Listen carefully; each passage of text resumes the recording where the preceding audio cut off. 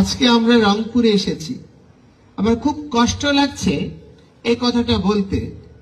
আমরা ভোরে আমাদের সমস্ত বাংলাদেশের কৃতি সন্তরা হোটেলে উঠেছে। আমাদেরকে সন্ধ্যায় হোটেল ম্যানেজমেন্ট জানালো পুলিশ প্রশাসন চায় না যে আমরা এখানে হোটেলে থাকি, আমাদের হোটেল ছেড়ে দিতে বলছে।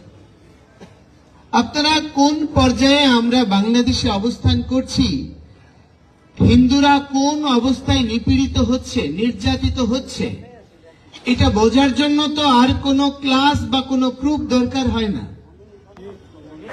যেই সন্তরা আত্মোৎসর্গিত জীবন যাপন করছেন, এই যে রবিশরণদা মহারাজ, মেজর জিয়া যেই সেক্টরের দায়িত্বে ছিলেন সে সেক্টরের অধীনে উনি মুক্তিযুদ্ধ করেছেন।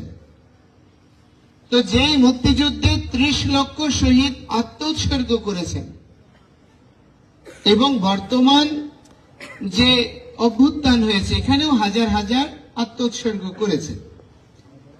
তো হাজার হাজার আত্মোৎসর্গকে আমি স্বীকৃতি দেব, সম্মান দেব, মর্যাদা দেব, তাদের অবদানকে স্মরণ রাখবো।